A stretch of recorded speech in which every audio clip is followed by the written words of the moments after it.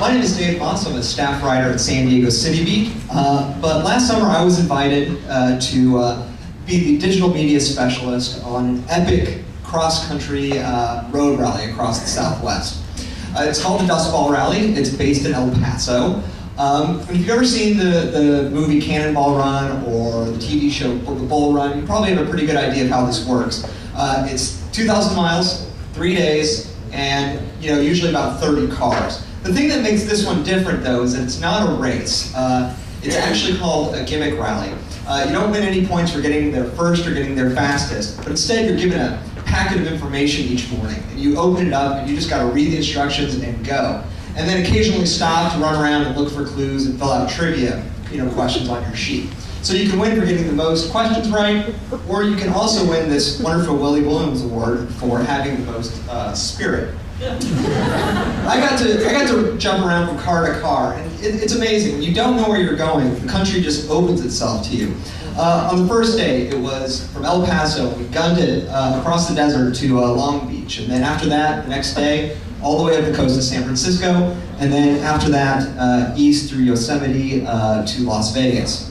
Now, I call this a digital age road rally because there's been one huge change in road conditions since 1933, the first Cannonball Run. And you can see it right there. If you haven't driven across the country recently, it is amazing how much connectivity there is. And so my job was to kind of tie it all together. So I teamed up with the Balboa Park Online Collaborative, and we got a kiosk going in the San Diego Automotive Museum's lobby. And you had our live GPS, you had live photos that we were posting through our phones, and then we had this sort of chat interface where you could watch a ticker of our tweets, but also interact with us just by typing messages as we were going. The first rule of survival in the Dust Ball is their motto, no sniveling. And it kind of makes a lot of sense because if you let yourself become miserable in, say, Bisbee, Arizona, you have got, another 17 hours of miserableness until you get to some place you can sleep for the night. It doesn't really matter what kind of car you drive. You get a lot of Mustangs, you get a lot of Corvettes on the Dust Ball, some Porsches, occasionally an Aston Martin, but there's VWs, there's Minis, and the winning team this year that won both the gimmick trivia contest and the Spirit was riding a rented 2012 Ford Focus. There it is, they stickered it up. They just don't ever buy a rented car because they did some crazy stuff. That's them doing a backwards 180 reverse peel out, and they ran out of gas, and then that cop who helped them get gas then gave them a ticket 10 miles down the road. And why would you do things like that? Because to get the Spirit Award, you have to be noticed. You have to catch people's attention. So things that you do is bring a giant stuffed animal as a third passenger, do some planking everywhere. Not so wise things, wrapping the organizer's car, saran wrap, or going through Border Patrol dressed like a terrorist. Team Zio homies, the winning team, Team Zio had it all. They had costumes for every day. They were gangster crash test dummies. They had a choreographed dance where they did the worm. They messed with street signs. They even took a very innocent trip to a brothel in the middle of nowhere.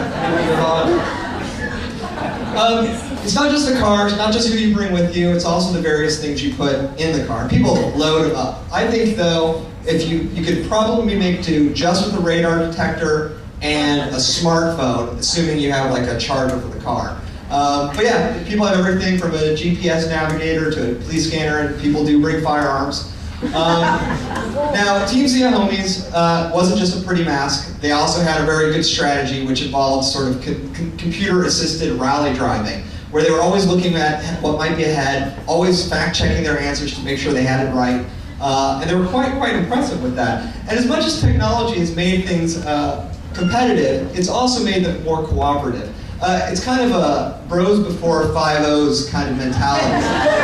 And instead of a CB, they're using this like people would use a CB radio. They're tweeting, they're teasing each other, they're having conversations, but they're sending pictures as well, including getting chased by a Border Patrol helicopter. And I have to admit that having these people use Twitter, which was the easiest way, really, it was a lot of fun, and they were able to get themselves noticed, but a lot of it was about evading law enforcement. It's kind of like your own little Arab Spring, but you're ditching the Maricopa County Sheriff's Department. We had a lot of rules which have been going past, but one of them that really had to be obvious about it: don't tweet a picture of your speedometer, but go ahead and tweet a picture when you get popped for going 112.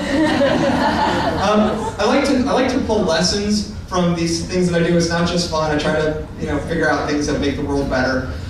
People would actually see us, Google us, and then converse with us live on the highway. And it makes me think that if CB radio is dead, that perhaps there is room for a real social media system for America's highways. I think it would be really effective and useful. Another thing that you notice when you're on the computer all the time in the car is where the real dead zones are. These were the two most dangerous places on the route. One, we almost died because of the fog. The other, we almost died because these black cows wandered in the middle of the highway. And neither place had connectivity, and neither place had emergency call boxes. So I feel like flying right into Sacramento this weekend. I need another 6 minutes and 40 seconds to explain this slide, but the U.S. Department of Transportation is trying out these interconnected vehicle systems that are supposed to be able to, capture road conditions live and transmit them to, Big Brother. I think this could pose a real problem to rallies like the Dust Bowl in the next 10 years. And they really need to watch out for it. But in the meantime, they are doing it again this summer. I'm going to New Orleans. I understand that there's 9 slots left if anybody's interested, but check out the website. Thank you very much.